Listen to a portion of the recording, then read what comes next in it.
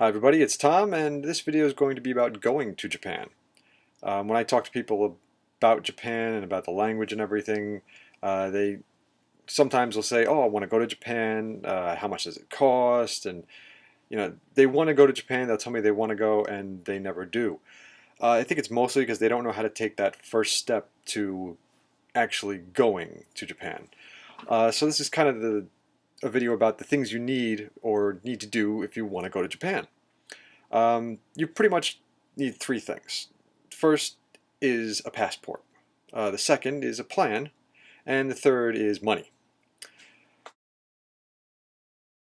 First, for a passport, you can just go to your local postal office and ask for a passport application form. Or you can go online to travel.state.gov/passport. That's the government passport website. I believe either way, if you apply for it, it's $135 for a passport. It's an additional 60 or 80 if you want to have it rushed. Most of the time, you'll just want a regular passport, get it ahead of time. And passport is good for 10 years, so you won't need another update to it for 10 years. It's the best piece of ID you'll probably ever have. It takes about anywhere from 3 weeks to 6 weeks to get it in the mail after you've applied for it. That's about it for the passport.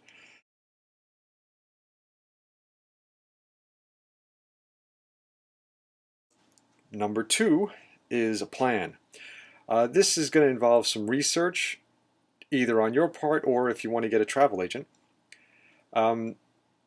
Travel agents are good because you can go to the travel agent and tell them, hey, I want to go to Japan for a week, 10 days, or within this amount of money if you have a budget. Most people do.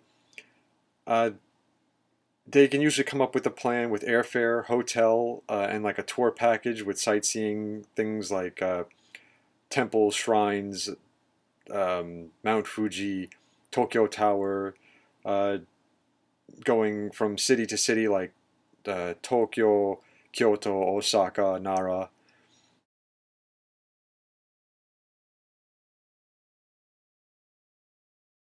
You give them an idea of what you want, and they'll give you an idea of how much it's going to cost. Or you can give them an idea of how much you want to spend, and they'll give you an idea of what you can get for it.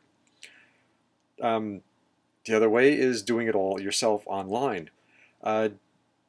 If you go online to jnto.go.jp, that's the Japanese National Tourist Organization.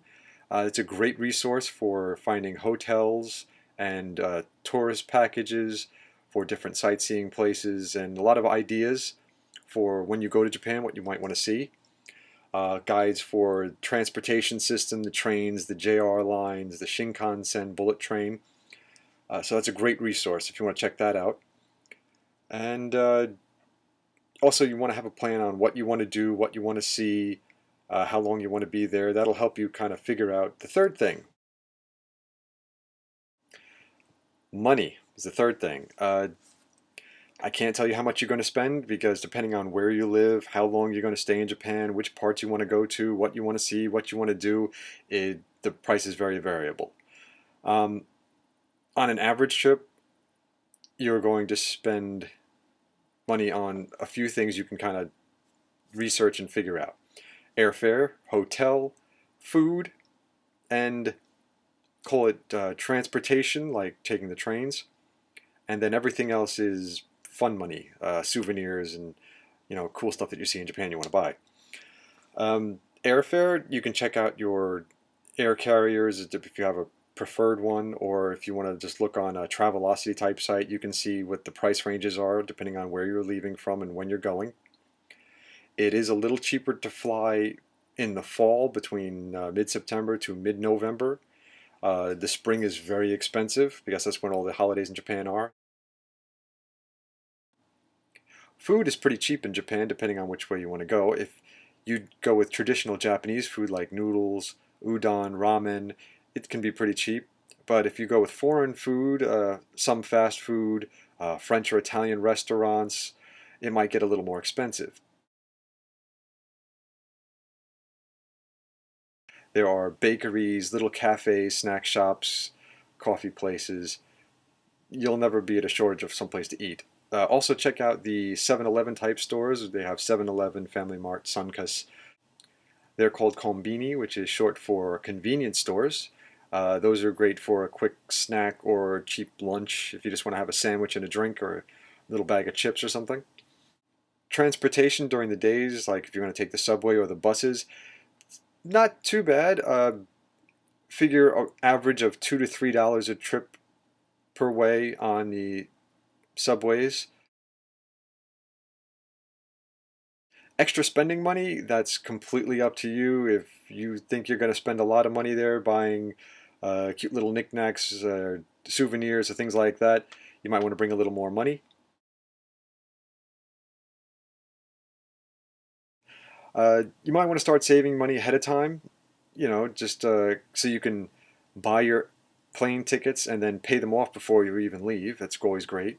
Uh, I try to pay off all my credit card bills, so when I get there, if I need to use my credit card for something like the hotel, which most hotels only will take credit cards, uh, I know my credit card bill is clean before I go, not that I get caught short in a foreign country.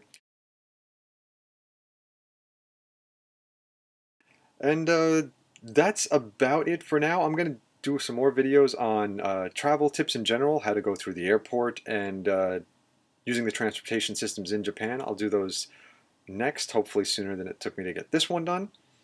Until then, thanks for watching. Later.